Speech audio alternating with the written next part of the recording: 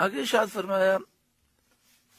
وَإِذَا قِيلَ لَهُمْ تَعَالَوْا إِلَى مَا أَنزَلَ اللَّهُ وَإِلَى الرَّسُولِ، اور جب ان سے کہا جائے کہ اللہ کی اتاری ہوئی کتاب اور رسول کی طرف آؤ، رَأَيْتَ الْمُنَافِقِينَ يَصُدُّونَ عَنْكَ صُدُودًا، تو آپ دیکھیں گے کہ منافق آپ سے منہ موڑ کر پھر جاتے ہیں، یعنی وہ آپ کے دربار میں آنے کے لیے تیار نہیں ہوتے، بلکہ آپ کے دربار سے وہ منہ پھیر کر پھر جاتے ہیں، جس طرح بشر نامی منافق کا معاملہ تھا کہ وہ آپ کے دربار میں فیصلہ لینے کے لیے آنے کے لیے تیار نہیں تھا۔ فَكَيْفَ إِذَا أَصَابَتْهُمْ مُصِيبَةٌ، کیسی ہوگی جب ان پر کوئی افتاد پڑے، بِمَا قَدَّمَتْ أَيْدِيهِمْ، بدلہ اس کا جو ان کے ہاتھوں نے آگے بھیجا۔ فَكَيْفَ، تو ان کا کیا حال ہوگا، اذا اصابتهم مصیبہ، جب ان پر کوئی مصیبت آئے، بما قدمت ایدیہم، اس وجہ سے جو ان کے ہاتھوں نے آگے بھیجا، یعنی ان کے کرتوتوں کی وجہ سے جب ان پر کوئی مصیبت آ جائے، ثم جاؤک، پھر وہ آپ کے دربار میں آتے ہیں، یحلفون باللہ،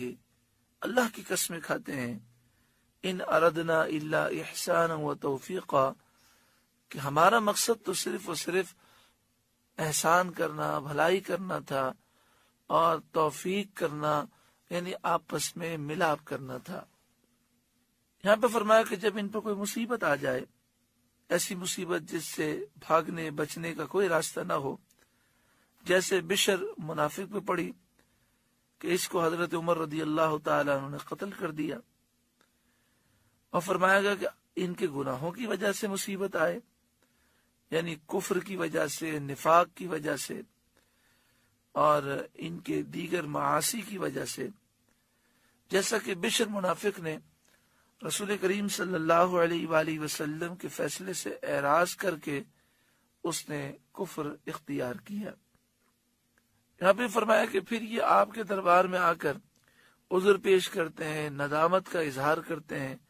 اور کہتے ہیں ہمارا مقصد تو صرف احسان کرنا اور آپس میں ملاپ کرنا تھا، تو ان کا یہ عذر اور یہ ندامت کچھ کام انہیں نہیں آتی، جیسا کہ بشر منافق کے مارے جانے کے بعد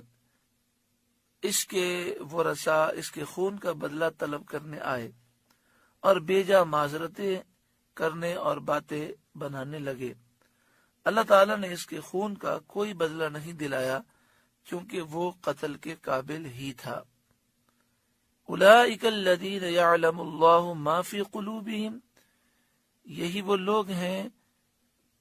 ان کے دلوں کی باتیں اللہ جانتا ہے۔ اولئک الذین، یہی وہ لوگ ہیں، یعلم اللہ، اللہ جانتا ہے، ما فی قلوبہم، جو ان کے دلوں میں ہے۔ فاعرض عنہم، تو اے محبوب آپ ان سے چشم پوشی کریں، ان سے اعراض کریں، وعظہم، اور انہیں نصیحت فرمائیے، انہیں سمجھائیے، وقل لہم فی انفسہم قولا بلیغا، اور ان کے معاملے میں ان سے رسا بات کہیں، ایسا قول کہیں جو بلیغ ہو، اثر کرنے والا ہو، جو ان کے دل میں اتر جائے۔ وما ارسلنا من رسول الا لیطاع باذن اللہ، اور ہم نے کوئی رسول نہ بھیجا مگر اس لیے کہ اللہ کے حکم سے اس کی اطاعت کی جائے، یعنی رسول اسی لیے بھیجے گئے کہ اللہ کے حکم سے رسول کی اطاعت کی جائے۔ جب رسول کے بھیجنے کا مقصد ہی یہ ہے کہ لوگ ان کی اطاعت کریں اور ان کی اطاعت فرض ہے،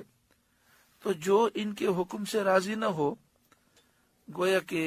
اس نے ان کی رسالت کو تسلیم نہ کیا۔